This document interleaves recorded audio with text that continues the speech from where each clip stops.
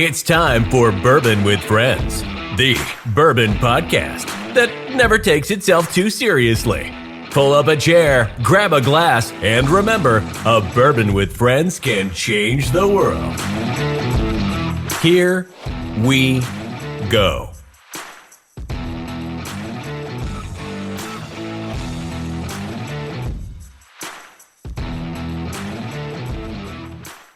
Hey everybody, welcome to Bourbon with Friends. Myself and Joe are here to talk about whiskeys from around the world and how a bourbon or whiskey with friends can change the world. How was your trip to Hawaii, Joe? It was good. Went there for our niece's high school graduation. It's the second one in that side of the family that graduated. So it was nice hanging out in Hawaii with all our kids with us. My mother-in-law, brother-in-law, his son, and my other sister-in-law and her husband were there. So it was really cool. The only bad part about that is too many tourists. And the resort we're staying at is 35 miles away from our sister-in-law's house, but it takes an hour because maximum speed is like 30 miles per hour. 5? Oh, okay. Yeah. Yeah, and you were on Kauai, right? Yeah. I really miss that island a lot. That was some of the best surfing I've ever done and fishing. Oh, it's beautiful, but like I said, there's just way too many tourists doing stupid stuff. I don't know what you're talking about. Us white people are never going there and throwing stuff and having fun. Mm-hmm. Speaking about having fun, now this company has, let's say, been around for a little bit that we're going to interview, but hasn't really put out their product until, a year ago? Yeah, I believe so, yeah. Yeah, so almost. It was almost like they were, just waiting in the background. Like they were just some mystical thing, like a lure or something, I don't know. It's fucking oaks. It's like an oak tree growing in the wrong direction. Yeah. And that lore just comes out. And speaking of which, let's introduce our two co-founders and the head of sales for it, Matt and Tom, the co-founders, if you want to bring them in, Joe. Oh, I can't see the screen. Sorry. Okay, I got it. And then Jack, the head of sales. How you guys doing? All right. Doing great, guys. Doing great. Thanks for having us. Yeah. 100%. Thanks for coming in. Yeah, thank you. Yeah, go ahead and unmute yourself, Jack, so you can say hi. What's up, gentlemen? Good work, Jack. Good work, Jack. Nailed it. Force you to Great talk. job. That's what I'm here for. Joe, I've got a son in Hawaii, so it's cool to hear you talk a little bit about being down there. We got a chance to go, my wife and I, for the first time earlier this summer, and we are now taking out a bank loan so we can take the family this time later this summer. So we're excited. We're excited to get down there. It's just absolutely stunning. Beautiful. And Tom spent a lot of time there as well. Yeah, I lived in Hawaii for 3 years when I was a kid. My dad was Army. So, so I'm a military brat, and I got to spend 3 years in Hawaii when I was younger, just before the age where I could enjoy it. So if I was there 3 years after when I left, boy, that would have been a fun time. But Nice. A fun time or dangerous for your parents, just depending on what situation you're in. Yeah. Exactly. I was lucky. Our plane flight was free for me and the wife because I had points. Oh, nice. And my mother-in-law has a timeshare, so we had a nice 2-room resort style room, and we paid a fraction of what we paid for a hotel. So that's for sure. It's great.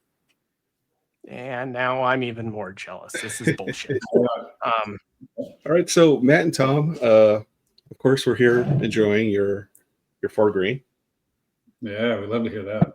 And we like to ask you, pretty much, how you guys started this, way from the beginning. We want to find out, maybe just, give us a story of how you guys met and how you guys decided to start this business. Yeah, I'm glad you said it that way too, because it's kind of hard to tell the story of how Oaklore started without telling the story of how Matt and I met, because that was kind of the beginning, was Matt and I meeting. We are neighbors, and we literally live across the street from each other, and met walking to the bus stop. I was in the neighborhood just a few years before Matt, and always walked my kids to the bus stop, and all of a sudden there's a new neighbor and we met walking our kids to the bus stop. We had many drinks, nights following that, and days following that, and grew into a friendship and grew into a business, and lot of struggles and problems and hurdles along the way. But to make the long story short, we are good problem solvers and are still here today, because I don't think you start a distillery without being a good problem solver. So friendships that grew into a business. I feel like it's kind of like every dad at the bus stop's dream, right? Yes. You meet somebody, you become friends, you start talking bourbon, you start hanging out, having bourbon, and then you decide to leave your careers of 20 years each and go in a completely different direction and watch your wives cringe and sort of freak out minimally, or more. And then you have a business, and fast forward 8 years now, we're really proud of where Oaklore is, and excited to have it all start out of friendship. That's awesome. Well, that's amazing. First and foremost, and I'm sorry I got it wrong that you guys are at not 10 years, but 8 years. So. 10 years friends. Yeah. Oh yeah. Yeah. Okay, maybe I wasn't wrong, but I guess I just read. Well, you can say the company's 20 years old. I think that just adds to the lore if you want. That's right. People are going to believe whatever you say. So I mean, heck, at this point, it's a third generation distillers. Third generation neighbors. We're third generation neighbors. We were born in the Appalachian Mountains and drinking from a still as babies. Yeah, born as friends. We birthed children as friends. Yeah, that's how it works. There was a lightning strike one night. Caught fire to everything. We had to start all over, and we decided we were going to grassroots grow a company from nothing. Lightning strike actually charred the barrels. We were charred all they're all from that original lightning strike. That first lightning strike. That's exactly right. And we formed the clay in our hands and built a giant still while all skipping and holding hands, because that's what you do. That's what friends do, right? Are we recording yet, Jordan? Yeah, we are. Well, this is going to be great. That's going to be so many thumbnails just right there, just from that conversation. Well, here's a couple real ones. So Matt and I, that's all that story. Well, that previous story is not true, but the beginning is true. We would meet and hang out and drink after meeting at the bus stop, and we would hang out in our basements, and we would get together. And I don't know why. It was always Tuesday night, but it kind of ended up being Tuesday night. Tuesday night. And we called it Tues drinking. Tues drinking. And we knew if we didn't cut it off before 11, it would be 2 a.m. 2 a.m. for sure. And we spent so many Tuesdays just drinking. And then when we started getting the idea of the business, boy, it was a mandatory meeting. Yeah, absolutely. Yeah. And so it was Tues drinking. And when we started distilling, we still were doing our jobs. We would meet Mondays and we would mash, and then we would both take off Fridays and distill on Fridays. And we did that for a long time before the next step. Yeah, kind of learning the craft, learning and understanding our palate. When we would hang out on Tuesdays, we had this kind of special practice that we would do where I would bring some bottles in, Tom would bring some bottles in, and we would blind taste each other on the different bottles that we brought. And it was really fun because we started out, could you tell the difference between a Scotch, an Irish whiskey, a bourbon, and so on and so forth. And we kind of graduated from there to, what kind of bourbon is this? What's the mash bill? We kind of graduated from that to stated distillation and age, and really trying to understand what each climate ultimately did to the staves. And we really studied how the staves of the barrel ultimately impacted. And that's really where our name came from. Those oak staves have such a story to tell that it made sense to call ourselves Oaklore, because that was the pattern. That was what we were studying. We were toasting staves and trying to see how they would affect. We were trying different char levels to see how they would affect distillate. And it was a fascinating process because honestly, we're both nerds, and it was just a natural progression for us to dive in like that. That's cool. Well, damn. I know you kind of you fucked up. took my next question. That's fine. I'll figure it out. No worries. That's okay. Though it should be an organic conversation that we're having, and we are. You guys are doing a passion that you really enjoy. You're really bringing out the stuff that you like to do. But not only that, you're showing what you guys have a dedication to, just from a friendship to building something together that's small and then building it into this amazing business that you have now. So it's those baby step processes until you fucking built a distillery, then it's a little bit bigger. But it's going from small to big and growing a dream that no one else could really do until you guys did it. It was baby step processes until, like you said, we built the distillery, and then it was a million baby step processes right after another, coming at 1,000 miles an hour. Solve enough problems, you get to open a distillery. That's what we would say. That was our mantra. Yeah. If we solve enough problems, we get to open a distillery. Yeah, solve enough problems, you get to stay open. That's very true. Yeah. So Matt, let's talk about this. You're a pastor and a whiskey maker. What's the balance like between those two, and does it overlap sometimes into talking about one thing or another thing in combination? Well, I'll answer that in two ways. The first way is to say, when we were birthed from the lightning strike in the Appalachian Mountains, I had a vision, and Elijah Craig came and spoke to me. And the father of the pastor, a priest of bourbon, said, "Ye shall go forth and make bourbon." All true. It's all true, 100%. It's kind of a cool thing. Priests for years in Belgium were making beer. That was kind of a thing. So it's not really unusual that that clergy would have something to do with alcohol. Our story here ended up that Tom came and did a bourbon tasting for a men's group that I had started at the church, and it was really fun because it was a men's group for men who hate men's groups, and we would get together and do a bourbon tasting on Friday, and Tom came and led it, and it was so much fun, and we had a great time seeing the community around it. But what ended up happening is one of the guys that helped me start that group and some of our friends all got together. We did a tasting of some bourbons that everybody brought, and Tom and I snuck one of our products in there, and it ended up winning the night. And one of the guys pulled us aside and was just like, first of all, they didn't believe that we made it, which was true. I mean, that's true. But then they said, he said, "Well, I don't know what your plans are, but I'm all in." And that was our third founder, Travis Masters. And so on our bottle, you see 3 last names: Bogan, Simpkins, and Masters. And that's where it kind of came from. So from that community, from that life as a pastor, this was born as well in some ways. So, I think there's community around a glass. In the world needs more community, people looking out for each other. And so it's not that far-fetched to think that you can come together as a community and see some awesome things happen. Well, based off of what you're currently doing and how you're helping out your community in general, it's amazing. And then talking about doing a men's group that men hate men's group is kind of great as well, because hearing that alone just makes me want to join it. And I hate groups. So that's amazing. Well, thanks, man. When drink is involved, the group works out pretty well. It's definitely. I can imagine so. Definitely fun.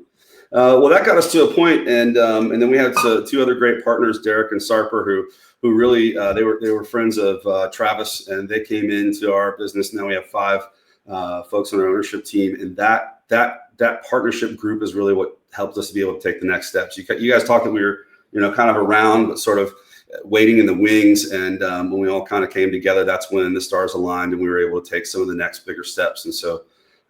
That whole thing has happened out of community and friends. Oh, that's amazing. And I'm really happy to hear that, because I mean, our podcast is Bourbon with Friends. So, and hearing that you guys created it out of a friendship is the best thing that we can hear. Yeah. Well, we have a title sponsor going forward just on the story. Just saying, I'm here for it. Yeah, what you're saying about how it brings people together. Like me and Brian just barely met in person for the first time back in February. Yeah. But we met first on Instagram. Yep. We'll get together on Instagram, and there's a whole group of us who get together and start lives and just drink together. Bullshit talk, whatever, just hang out. And so it does bring people together, so. Well, cheers to that for sure. Yes. Yeah, Cheers. I gotta reach across. Ooh. So I have another question. You guys are in North Carolina, and North Carolina is a beverage control state. So what were some of the biggest hurdles in getting your product in a beverage control state? And also, was it hard to get your distillery up and running in that state? Yeah, so the beverage control state has its issues. It also has some benefits. We love the state of North Carolina. Matt and I are not from the state, but we consider ourselves North Carolina guys. Mm-hmm. 2/3 of my kids are born here. I know 80% of mine. 80% of Matt's kids are born here. I went to school down here, and my wife's from here, and we live here. This is our town. So we are very, very proud to be from North Carolina. North Carolina does a lot of things really, really well. North Carolina has the 6th most distilleries of any state in the country. And because of that, and because of the fact that we live in the city of Charlotte, which is a very progressive city, and it has a lot of people that kind of know what they're doing. So to open the distillery, there were hurdles. We had to prove to people that we are not a brewery, and prove to people that the impact is not even as much as a brewery. So the challenges of being in North Carolina really came from some local rules that we navigated. Took us a little bit of time, but we had some really great local administrators that were willing to help and get on our side to kind of get through. And then when you talk about a control state, it really is a benefit for small distilleries because you're allowed to get your product in all the ABC stores. So being a control state is helpful in that way. I think the problem now is that we are growing past the point that control state is beneficial. So now we wish it wasn't a control state. But in the beginning, it was a really good environment for us, and it was a good environment to bring Oaklore into this world. And so it's really great. And so Jack's with us now to help us navigate the control state and even beyond. And so I think it's been really good. It's been really, really healthy. It hasn't been as problematic, is that right? Than you would think, even though there are inherent problems with a control state. Where our product can only be in an ABC store. Right.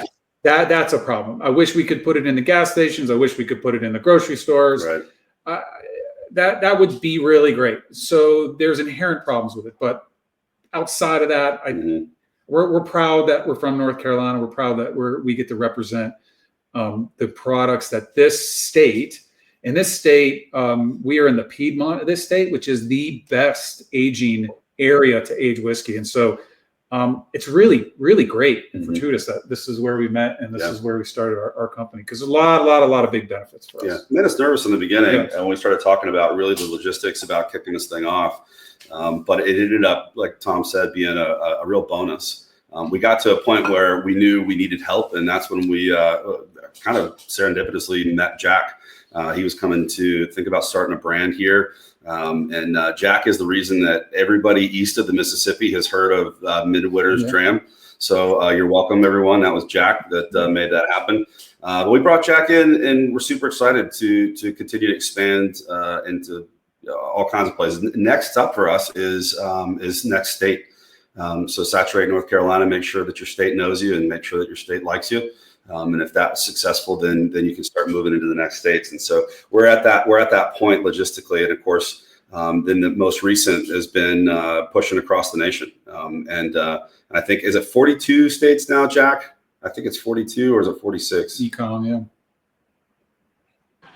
Yeah, 42 states on ecom. That's a whole new world, right? It's 5 or 6 years ago, selling online and shipping to 42 states wasn't a thing in the alcohol world. So it's almost like you have our third premise of selling, which has been pretty unique. You can almost become a national brand before you become a local brand, which is pretty, it's a fun time to be in this business relative to that. It's not easy to navigate, as you know, Brian, but it's definitely allows you to kind of have some fun with PR and marketing and digital media and get your brand out there to the masses before before you even kind of saturate your local market. Yeah. So fun, as an aside, we met Jack through our friend. And so I had a good friend in town. He was our sons played soccer together. Mm-hmm. And he said, hey, I know this guy. I want to introduce you. And he is, in the whiskey world. You guys would probably have a lot in common. And that's how we met Jack. More bourbon with more friends. More bourbon with more friends. That's even better.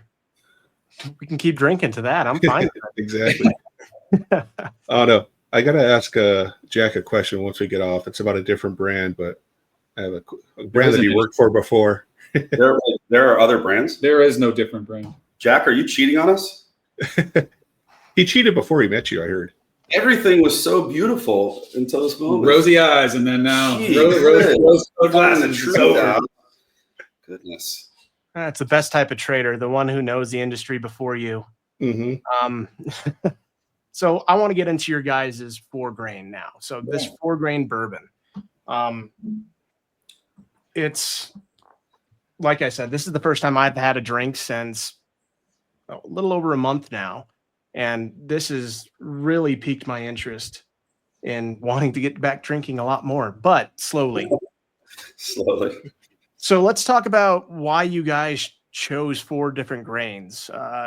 Corn, wheat, rye, and malted barley, and what inspired that mash and the flavors that reflect what you're actually putting out. Yeah, I'll give you the long story, and then you just show me the sign, and then I'll cut the story short. When Matt and I we started this because we love doing it. We started this because this is a passion. We do the things that we love, and we practice and we do things over. And we started this business older when we were older, and our whole goal has been make the best thing we can make. There's no other reason why we would get in this business. Where we would like to make money. That's really, really important, and we need to. But it wasn't about making money. It was about making the best product. It was about doing the thing we love, and we knew that if we did the thing we love, we would make a good product. And so early on, I was making stuff, and I'd say, "Hey, Matt, what do you want the mash bill to be? Let's start somewhere." And Matt is a wheated bourbon guy. Oh, yeah, man. And so he's like, well, make it wheat. And he's like, oh, I was like, okay, well, how much wheat? He's like, 157% wheat. And I'm like, yeah, well, I mean, math is hard. Yeah, okay? We'll do that. Math is hard, guys. I started as a Woodford, so I was like a mid-high rye bourbon fan. And so we knew what rye does in the barrel. We know how it ages. We know what it brings early on in the process. And so every time I would say, hey, what do you want the mash bill to be? So make it high wheat. I'd say, no problem. But I always started throwing 5% in there. And it was always just because I wanted that little punch of the rye, which I liked. I liked wheated bourbon as well. Probably the corn and the wheat were probably my favorites too. But rye always has an addition to give. And so everything we made always had about 5% rye early on when we were experimenting and trying and mashing on Mondays and distilling on Fridays. I'd always have about 5% rye. Mm-hmm. And so when we really got down to it, we had to nail down, hey, what are you guys making? We have to make a label now. Now we got to make a label. Now you got to tell the world who you are. Well, we were always doing 4 grains. Yeah. I mean, it was what we had always done. So it made perfect sense to just keep it. It was always high corn because we're corn guys, we're bourbon guys. Wheat was always a big fan. I always loved throwing a little bit of the rye in there. We always used the malt as the conversion because we were a little bit of traditionalists, right? We kind of like the traditional make bourbon, use malt for the conversion and go. So we always were doing 4 grain. So we just carried it through because that's who we are. It's to be honest with you guys, I am not a big bourbon fan. There's very few bourbons that I look for. Sorry, but this is something definitely I will buy. This is something that I would definitely keep on the shelf in the bar. It doesn't have that typical, at least for me, I'm not getting any of that typical caramel, all that other bullshit that all those other reviewers talk about. I'm getting cherry on the nose. On the palate, I'm getting like a sweet buttered popcorn. It's just it's very enjoyable. It really is. It's a very unique flavor profile. And like I said, not I haven't had a drink in a month, and going into this again, it's a long finish, which I'm really enjoying, because some of the stuff I've had in the past, it doesn't last very long. It gives a very relaxed flavor and profile to it. Yours it fluctuates in between. At the start, it's a little crisp, then it goes up into a bold flavor, and then the back end, it's a long last finish, which I really enjoy a lot. And I'm only going to do 2 pours for the night, because I still have to go to bed and I have to take meds after this, so I'll wait. But Well, this is everything you're saying is wonderful. We love to hear it. So thank you very much. Our goal when we started this was, man, we really wanted to make a bourbon that was our house bourbon. Yeah. The bourbon that if we walk down to our cabinet of bourbon and we all have just numerous bottles, what's the one you always go to? Mm-hmm. That was the goal. If we could do that was the win. Yeah. Yeah. 100%. That's really, we fell in love with, whiskey tasting. One of the things we realized early on is that we both brought different things into how we taste bourbon. I was a palate guy. The nose wasn't as important. The finish wasn't as important. It just had to be an incredibly deep, rich palate. Had to have a lot of things going on, a lot of flavors and characteristics. And for Tom, it was nose and finish. And so when we started making our own stuff and putting stuff out there, the nose and the finish were covered really by Tom, and my thoughts were around the palate. So it was a great team to make sure that it didn't fall off any of those places. If it falls off in the nose, we're going to the next barrel. We're going to find the one that's the right one that has the right. If it's the wrong palate, go on to the next barrel and find out the one that's ready and right. Everything that we have is aged all in 53-gallon barrels. They're all. It didn't do any mini barrels or fast aging processes. Is no substitute for time. But when we have the right ones, man, we know it's right. And so we're really excited that you guys got what you've got. And really awesome to hear, Joe, that you're going to keep that in the bar. It's really interesting. You said you're not a bourbon fan, but it hit for you. So that's fantastic. That's fantastic. I'm more of a rye single malt guy. Got it. So I guess I'm one of those people who doesn't like all the hoopla. When someone talks too much about something, I really get turned off on it. So that's why bourbon isn't really. I don't go searching for it. That's my thing. So can you disclose the actual percentages or no of the mash bill? Yeah, I mean we talk about that all the time. Yeah. Jack, that's where Jack jumps in. He loves to talk mash bill. He's the rye guy, Joe. You and Jack would be good friends. Yeah, my license plate on my personal car is rye guy. And coming from High West and Sagamore Spirit, rye's been beaten into me for the last 10 years of my life, and I just love what rye brings to the table. But you mentioned that finish, right, Brian? And this is something that I love about Matt and Tom and their palates. And I apologize for the noise here if it's loud.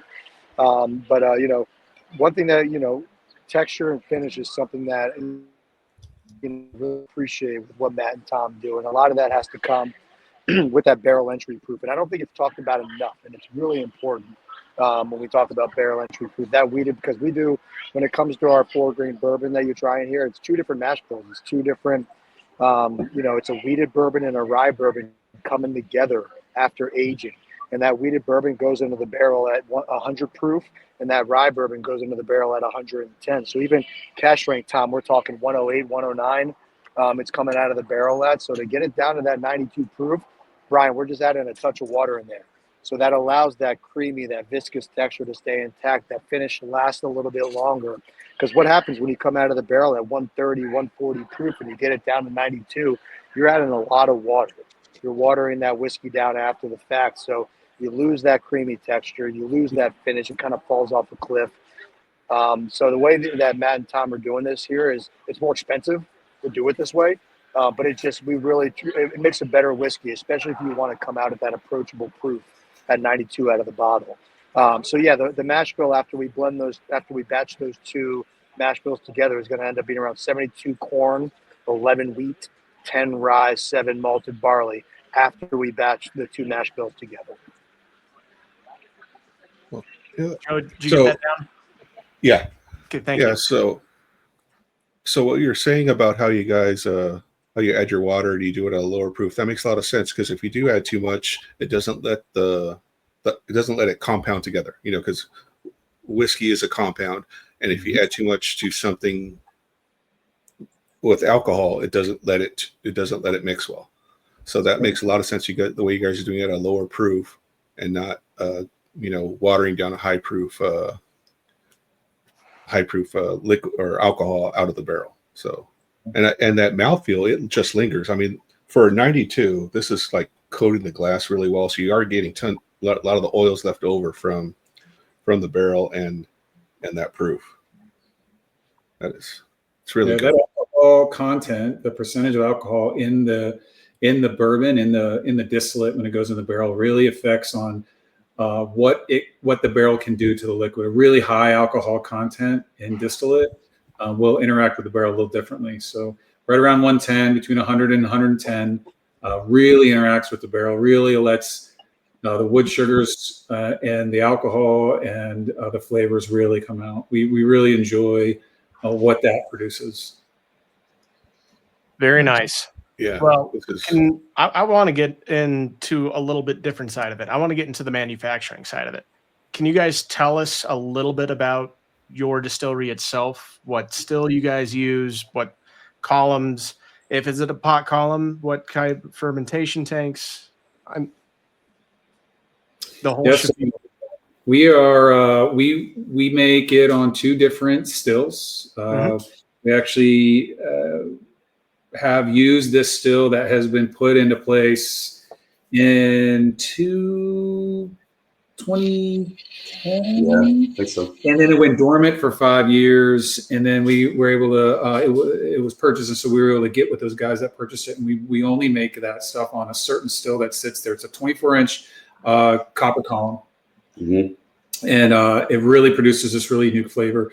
And we aren't one of those groups that think things made on a column are all the same. One column is the same as another column. It's not true. Pot still has a very unique characteristic and flavor from pot still to pot still, and how you run your pot still can be very different from run to run. So you get a lot of uniqueness from a pot still, but every column also produces a different characteristic and a different flavor, and that's really important to us because we spend a lot of time trying to find the right one, and we believe that we have. So 24-inch columns. We don't like plates.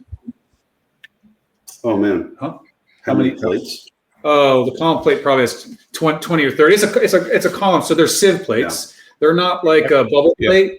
If you use a pot, and essentially a pot still is a pot still, regardless whether you put bubble plates on it. It's still a pot still, even though it has what people call a column on top. It's not a column still. It's not a continuous still. So what we use is a 24-inch continuous still. It has 20 to 30 sieve plates. And that's how you run a mash through a continuous still. Our local still has seven plates, and we run a lot of our clear spirits through that still, and that's a bubble plate still. But yeah, we usually stick to the 24-inch continuous column. That's what we think produces. It's got that good balance between, hey, you have to produce a lot of whiskey, you have to make it economical, and you still got to be good, and it's got to have a lot of character, and that's where we find the sweet spot is. Yep. Perfect. What size fermentation tanks are you guys using? So when we run these runs, they're about 300 runs. So what's that, around 6,000? 6,000 gallon? Yeah. Yep. So a decent size one. Yeah. What's that? So it's a pretty good sized one, right? Yeah. We use those. So we have some equipment that our local equipment isn't big enough to do all the things we want. So we'll do some stuff on our local equipment, and then we use other people's columns as well. So we have some stills that we have other people run, but we go out there and run them. But they're at other people's facilities because they have the equipment size. Now we just closed on a 40,000 square foot space here in Charlotte. That is going to be our barrel warehouse. We're going to bring all of our barrels to this warehouse. We like the aging where we're at here. We're in the Piedmont of North Carolina, the sweet spot between the mountains and the coast. And this has got beautiful aging. So we're going to bring all of our barrels into this space. And down the road, building out this space, we'd like to build our distillery as well. And so we'll see if we can centralize everything in the future would be maybe the goal. But for right now, bringing all our barrels to the Piedmont, running our stuff on these 24-inch continuous columns, we find it produces the best whiskey for us. Yeah. Again, this is amazing, and it literally shows it in the glass, in the bottle, in itself, and just in the whiskey. I mean, if I poured this out to someone and compared it to Middle West or another company like this, that I think would be very similar to this your guys' profile, because what this reminds me of is the pumpernickel rye a little bit from Middle West. But I'm going to say just right off the bat, I prefer your guys's right now. Thanks, man. Awesome. Yeah. So let's see. So I know you guys, started this, basically on your own, but you had to have some mentors. Who along the line has been your mentors, and what did they help you with, and what did they, tell you to do, not to do? And did you take a lot of that to heart, or did you guys go, "Oh, that's bullshit"? Oh, man. That's a great question, and here's why it's a great question: is because I don't know. There are the select few that born and raised, and my grandpappy's pappy was a distiller, but there's not a lot of distillers that kind of start like that. Everyone starts from a different direction. I biostatistics degree, 20 years on a construction company. We got Pastor Matt over here, and so in the beginning, when we were doing our stuff, I would exhaust we exhausted the internet's information in probably 3 hours. And then I would be doing stuff and I would say, Matt, I'm just stuck. I don't know why this is like this. And he went, who do you want to talk to? And I went, I don't know, anyone, I don't care. And he went, great. We're traveling in 2 weeks. And I was like, oh, wow, saddle up. We were traveling, and we traveled every month for probably 2 years. Matt would call distillery after distillery, and we made so many friends. And anyone who would talk to us, we would go visit. And it wasn't, when they would answer the phone, it'd be like, great, I'm glad you answered the phone. When can we come visit? Yeah. And so we drove, and we spent so much time driving around. But we have a great story how we got started. We met Charlie Nelson from Nelson Brothers. That was at the time they were putting out Belle Meade. They were putting their own stuff away, and I think they got it. That was right about the time we talked to them. They're just hit with Constellation, and we're kind of really launching into the next stage of their business. Andy and Charlie were incredibly helpful and made some introductions for us. That really sort of set the tone for our future. I remember a story of when we were talking with Drew from Willett, Drew Colesveen, and we were walking around with him, and I remember this moment. There was no reason I should have been talking to Drew and asking him the stupid questions I was asking. It was great because Drew's such a nice guy. He was willing to answer all of our questions, and so we're walking around and we're talking with him, and we're kind of diving deep on some things. And Tom asked a question about a piece of equipment that we were kind of struggling with, and Drew's response was, "Throw that in the trash can. It is worth it." And so we'd spent hours and hours and hours trying to sort this one piece of equipment. He was just like, "Throw it in the trash can. Use this other process," and that was incredibly helpful for us because those conversations pushed us forward. Really shortly thereafter, that is when Willett just completely took off and has just become put out incredible stuff. And Drew's been a good friend since then.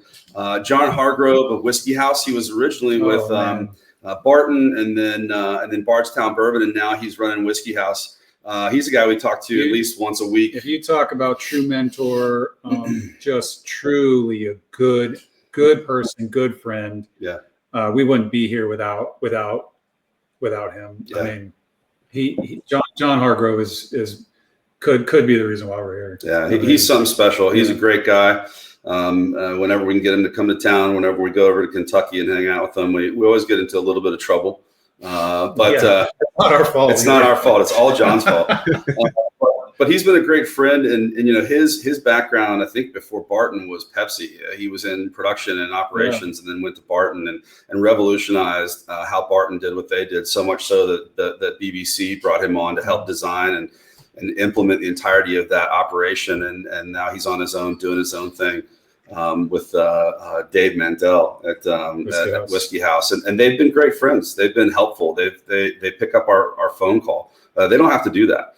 And then what's really cool is that in this industry, there is a lot of a collaborative, championing one another kind of thing. We know that people don't know much about distilleries. They're still kind of learning, but high tide raises all boats. And so working together and helping other distilleries, what's cool now is that we get phone calls from other distillers trying to figure it out and wanting to know what to do. And as a matter of fact, that's really how we met Jack, because Jack was like, hey guys, I want to start a brand. I got to figure this thing out. You know, what do I do? And we spent a few hours talking to Jack, and then we were like, man, why don't you just work with us and make this thing happen together? And that was the beginning of that relationship, and ultimately a huge step forward in our company's footprint. Yeah, it's so great how there's not a lot of gatekeeping in the whiskey world in the U.S. Like, we've had other guests on here who've had the same story, you know, starting their brand, and they've gotten help from so many different distillers or distilleries, or, you know, head distillers or blenders. You know, it's really great that you would think that something that's been around for so long, there would be a lot of gatekeeping, but even some of the bigger brands are more than willing to help you figure this out. You know, it is a tough business. It takes a lot of money, and it takes a lot of, just keep going and getting after it. And I think that when people love to see people make it, because it's so hard. Yeah. And so even the big brands are like, I hope you make it. Yeah. And because it's hard. I mean, what a terrible business model where you have to spend a lot of money, make a decision, and then wait 5 years to see if it works out. Yeah. That's a tough business, you know? So, but yeah, I think there's a lot of respect in the industry.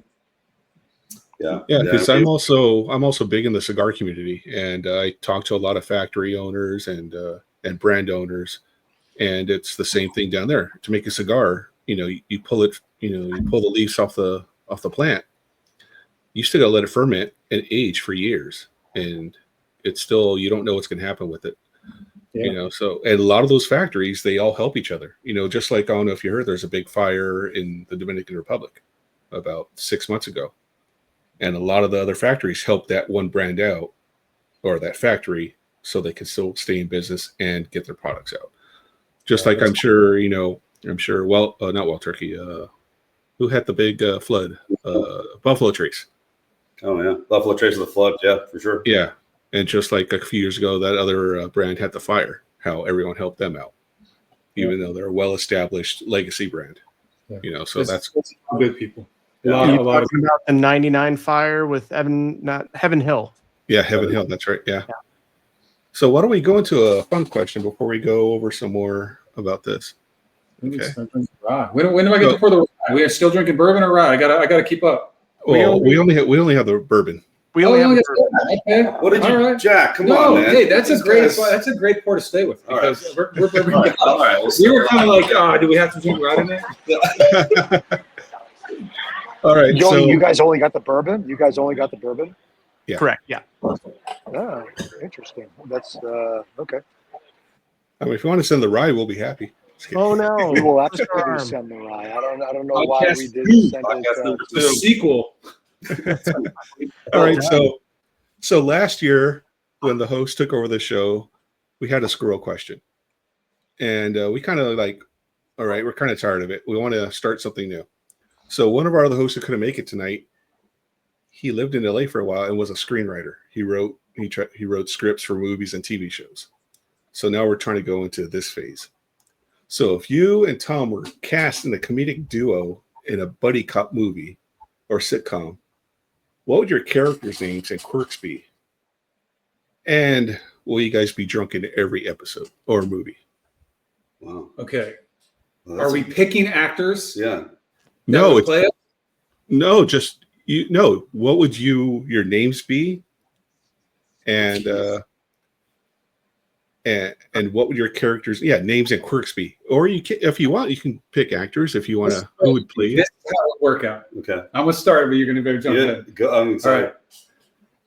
Because this is the way it is. All right. So you're gonna have. I'm gonna be the. I'm not doing that. I'm just not doing it. And then you're gonna have the man. This is you. Go. Come on, let's go. We're gonna do it, man. We can jump it. We're gonna make it. We can hit the edge of the building, and Tom be like, "No way, I'm not doing that. You're gonna die. I'm not doing. You're that. gonna die, and you're." It's like Will Smith and the shirt guy. What's his name? I would stand in the corner and I would just sit here and I'd drink whiskey and I would just be like, I'm not doing that. And that would be like, this is gonna be great. This is what we're gonna do. We're gonna start singing first. Yes. And then we'll be jumping up and down and get this. This will be the pterodactyl fly in. It's gonna be awesome. And then we're gonna run across the thing and I'm gonna be like, it's like I'm not doing that. And then by the end of the movie, I'll have drank so much that I'll go, all right, I'm doing it. Yeah. And then the movie would stop and it'd be over. Yeah. I want to be Cooley McKicksamass. That'd be my name. Cooley McKicksamass. McKicksamass. Yeah, it's his buddy Bob. It's Irish. Yeah. Oh, it's like Mark Wahlberg. He's like Mark Wahlberg, athletic, amazing looking, can do anything in the world and makes a plan and finishes the plan. And I'm like the Will Ferrell idiot. The McCool McKicksamass. Yeah, what was it? Wasn't there a movie with Will Ferrell and Well, yes. It's like, that's the movie. Yes, it's it like was the other Big guys. Daddy, or it was the new Daddy, or Daddy's Home. Oh yes, so they already made that movie. By the way, already made all those movies. So it's basically just go watch that movie. That's okay. But it's sponsored by Oaklore. But it's sponsored by Oaklore. And just imagine Wahlberg and Ferrell just drinking the whole time. Yeah. And by the end, they're friends because they were hanging out drinking. That'd be the only change we'd make. The movie's already been made. our life. This is. I just saw this scene recently. You remember the scene? It's like in they're old guys and they're like going back to college or something. It was like what's the title? Will Ferrell's in it, and Old School. Old School. Old School. This moment when the guy Stifler. No, he's on it. He's on it. What was the character that when he shoots himself with a dart and Will Ferrell's like, oh my gosh, and then the other guy goes, oh, that's awesome. That's our life. I would be the dude shooting myself in the neck, and Tom would be like, "Oh, that's amazing." That's great. Being friends and getting to start a company together. There's often days when you're starting a company where it's just difficult. Oh. It's just difficult. There's insurmountable things. You're banging your head up against the wall. You're trying to sort out how it's going to work.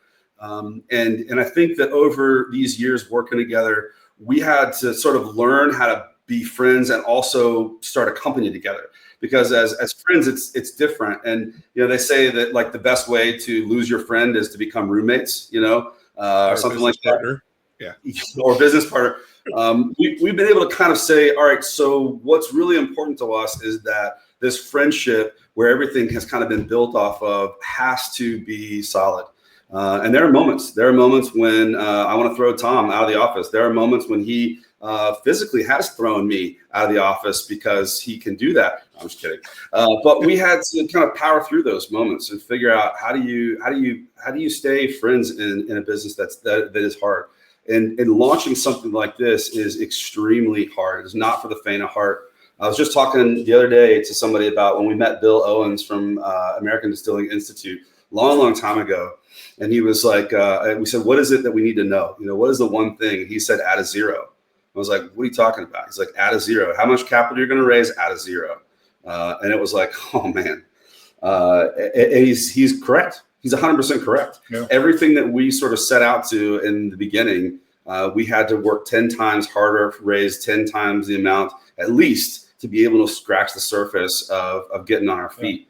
Yeah. And so, but the movie question is a good question. We haven't had that question. That's the first time we've ever been asked that question. That was good. Yeah. And the movie you guys were thinking about was The Other Guys. The other guys, yeah. The other guys, yeah, but they were like opposite characters in that one. Will Ferrell was like the it's got to happen like this, and Marky Mark was like, And the movie Daddy's Home. Into Gator. we have to interact with each other. Yeah. So imagine the movie Daddy's Home, but they're friends. Yeah. Like the characters. Man, that would be a good one too. I want to see that one. We need another budget to create that. A whole nother budget. No money. Yeah, add another zero. Right. Yeah. Yeah. Well, the movie industry. I thought he was going to ask if you were to make a movie, Mhm. what would the kind of movie you would make? Platoon. That's a It would good be because it's just incredibly difficult. It's just such a hard thing to get through. There's so much chaos around you. There's constantly bullets flying at you from directions you didn't know. You have to have your whole inner understanding of how you're going to push through it. Mine was going to be a history documentary. Oh, yeah. Okay. Well, there you go. So, I mean, That's real simple. I didn't live through combat like you did, Brian, but the reality is it feels like you're kind of in battles. You got to solve these problems. You got to fight these small battles in order to keep moving forward. And our objective is we want to become a household name. We want people to hear Oaklore and think excellence and quality. We early on would only select the smallest amount of hearts that we could to produce our product, and we've tried to keep that same amount of quality even now. Later on, where we're willing to make it a little bit more difficult to attain, so that quality hits people's glass, and we hope that people will keep trying it and find it out. If you have to pick an actor to be you, but you're not allowed to pick Farrell, who else? Is Jack Black. To be you? Jack Black. Heck yeah, man. Jack Black from like old school, or like Jack Black now with the crazy beard and craziness? Oh man, I think he's always been kind of crazy, but I'll take it. School of Rock. Yeah, most definitely. Like, yeah, for sure. Jack Black, huh? Yeah. Okay. Why not? Oh wait. No, that's right. Sorry, Brad Pitt. My bad. Brad Pitt. That's me. I'm Brad Pitt. I'm known that people mistake me for him all the time. Clooney for sure. Yeah. So I'm like, I'll walk into a room. They're like, "No, it's Pitt." No, it's just the guy from Oaklore. I don't know, guys. I don't know. Yeah, No, I that's can see great. it. I can see I think it. that's Matt Damon trying to be funny, because you know how he's like tries to be funny, but he's like super awkward at it, and like he can't really pull it off, but he's trying real hard, and you're like, at least he's trying hard. Like that. We need a Matt Damon, Jack Black movie. That would be great. Someone good after. Good for him. That's what people. That's how people would watch. I appreciate it. he's trying. I appreciate he's trying. So we have a couple more questions. There's one I really want to get to. Then we will do our favorite question at the end. Is we're whiskey nerds, and we always want to find out what's coming out. Do you guys have anything in the works in the near future, or maybe a couple years down the road, that you guys can talk about, if possible? Man, this is so exciting, and it's really, really great. And boy, there is this wonderful thing, and but we can't talk about any of it. Yeah, that's all you get. No, we got a product that just hit e-com that is available in our shop here in Charlotte. It's also available on e-com. It's a port finish rye, and it's a special product to us because it is our North Carolina rye. That grain is grown here, it is distilled here, it is barreled, it is aged, it is bottled all here in North Carolina. But there's a part of it. This is a lot of Tom's story, as a matter of fact. So I'll let him tell of why we brought barrels in from St. Augustine. Yeah. So when my wife and I graduated, and she graduated grad school, her and I moved to Florida. Just on our own, we said, it's just us. Let's go tackle the world in Florida. So we went down to Florida, and St. Augustine, Florida is it's the oldest city in what is now the United States. And they have a great winery down there. It's a port winery. And so we got to know them pretty well. Well, moving back up here, and then, meeting Matt and just traveling around and getting to know people. So Matt and I spent a lot of time driving to Florida and meeting these great guys, Dan and Charles at this port winery, and we trade barrels. So it's a tough job. We have to go to Florida. We have to trade barrels with a port winery and taste the port. We have to go fishing when we're down there. Yeah, it's 100%. We have to drive them straight back up here and fill them with port, or fill it with rye and fill it with bourbon. So it's a really great product. It is something that we're passionate about. We really appreciate the port wine and the barrels that help. They make a tawny port, and I think the port ages in their barrels for anywhere between 12 and 18 months, and they cycle those barrels every 10 years. And so we bring our barrels down, we trade out with their port barrels, and we age our stuff in it. And it's been just an absolute wonderful experience. Those guys down there, Dan is great. That's awesome. And it's super fun to go down to Florida and hang with them for a little bit. And our port was just in a. Are we not allowed to say it, right? Okay. Are we allowed to say it, Jack? You can say it. You can say it. Yeah. Oh, yeah. So our port was our rye finished in port barrels was just rated 96 points, and it's going to be on e-com and sold in our shop, and it is super exciting. It's a love for us because everything we do is. But it's meaningful. It is everything we do for a purpose. So that's probably something that is super exciting for us. That's really these exciting. Port barrels. Is a double gold in New York's International World Spirits Competition. Is that right, Jack? And so it's cool. It's cool that they're gaining some recognition, and we're starting to see some awards come in, which is really cool because we're not really awards guys. We want to sit around with people that we like and that like bourbon and enjoy it together. That's more important to us than having awards. But it's meaningful to us when those things come in, and it helps to affirm that we should keep doing what we're doing, which is great. So that's coming up in e-com. We have a few releases locally. So if you have listeners that are in and around North Carolina and the Charlotte area in particular, in October we do a Bloody Butcher Corn release. That's our Bloody Butcher Corn, and that'll be 6 years this year. 6 years this release. Yeah. We also do a honey cask finish that comes out on Black Friday.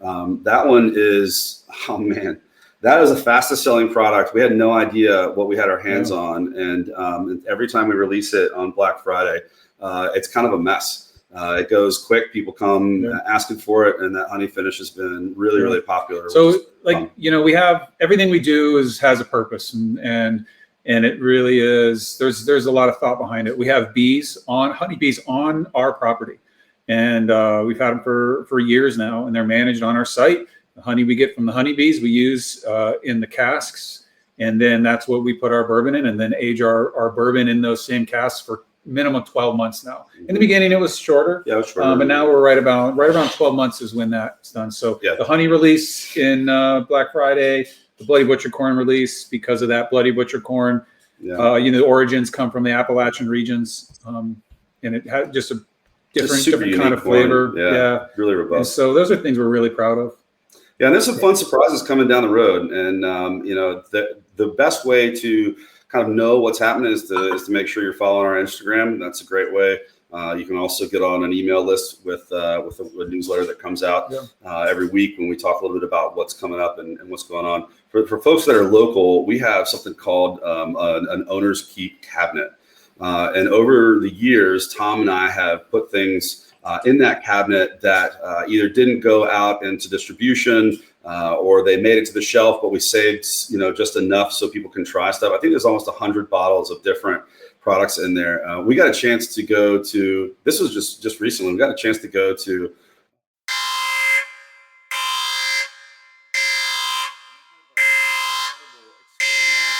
it was incredible. Oh, we can't talk about that? All right, you have to edit that part out.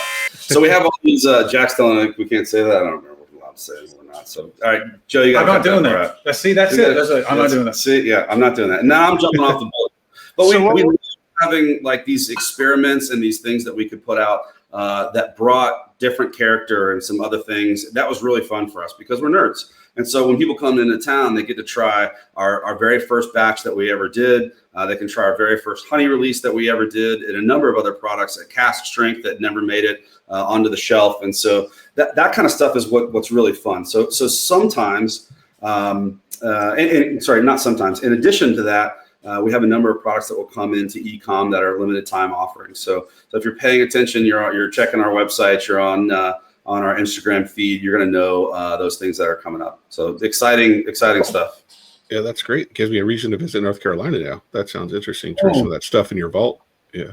The vault is absolutely ridiculously fun. I mean, you can sit there for an afternoon and go through 10 different expressions. There's stories that come along with each of them. And our tasting experts on site love to walk people through where those came from story's important. That's our name, Oaklore. It is a collection of all the things we've ever made. Yeah, we put involved. It's true. Oh, that's even better. Yeah. So Brian, thinks about that time. If you want to. Yeah, it is about that time. So, guys, this is our favorite question. All of our hosts absolutely love this. I'm creating a book out of every single answer that, if you guys want to be in it, it will be placed into the book as well. I just don't have enough pages right now, so I'll get into it in a minute. The question is what's your favorite whiskey or spirits memory that you've had either growing up, seeing someone drinking, or you've experienced individually or with each other? And this is for you too, Jack. So please jump in. Favorite one ever, man. So I can go because mine's going to be boring, and then this is how this usually happens. I have to go first because what I will say something, and it will spur something in Matt, and then he'll tell the good story. So let me start first. This is how. So I'm going to tell you two. My wife and I years ago traveled to. We took when we got married, we were like, and when we're married 5 years, we're gonna go on another trip. It'll be our 5-year anniversary trip, and then at 14 years is when we finally made it. But we went to Ireland, and we ended up we drove around Hull, and we sat in this little bar. We were exhausted. It was towards the end of the trip. We sat in this little bar in Galway. And boy, just had the best experience. The bar, I got this flight of Teeling, and the bartender she'd say, what do you think? And I was like, well, I like this one and not that one. She's like, okay, hang on just a minute. And she'd come back and she'd say, try this. And I'd try it. And she goes, what do you think of that? And I was like, well, I think this one with this one. And she says, hold on a second, I'll be right back. And and just for an hour, I got to just enjoy whiskey and have someone who was passionate about it, share. And boy, it was just a wonderful experience. It was such the beginning of a wonderful journey in whiskey for me, and I really, really enjoyed that moment. Second one, it's not a specific one, but it's something that Matt and I do and did last night. We were hanging out last night, and Matt will make me go pour him drinks in his house. He'll be like, go in the cabinet and go pour me 2 drinks. And so I'll go pick something out of his cabinet, and we will just he'll have to drink that drink blind, and we'll just sip it and talk about it, and he'll guess what it is, and then we finish it, and then he'll go pour 2 drinks, and then I don't know what it is, and we'll just talk about it and drink it. But those moments are really fun, yeah. And we have done that almost since we met. Yeah, it's been foundational for us is the blind tasting. Yeah, and we have those opportunities. We don't do it every Tuesday anymore. Can't, no. But it's sort of when it happens, it's super fun, and I really enjoy that part of whiskey drinking, and it's a good time. Yeah, now we don't do it every Tuesday night. We do it Monday through Friday from 8 a.m. until 6 p.m. I think Tuesday nights anymore. My story is family too.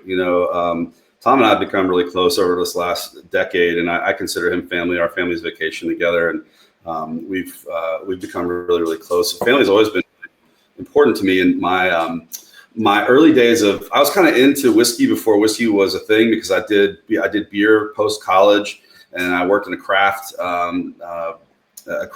beer bar in college, and so I kind of got into beer back in the 90s when craft beer was starting to happen. I'm not saying I was country before country was cool, but I was country before country was cool. But I kind of got over beer. I couldn't drink it as much. It was just too much. It was, I don't know what it was. It was just thick and made me just kind of whatever. So I got into spirits and really fell in love with cognac and really kind of understanding what made cognac and brandies work. Then I got into whiskey, and my father-in-law and my mother-in-law in particular, we loved drinking Jack Daniels together. Jack Daniels, being in Tennessee, it's where I grew up, was something fun. And then we got into Gentleman Jack, and that was really fun. And then I found this company, this weeded product called Weller's.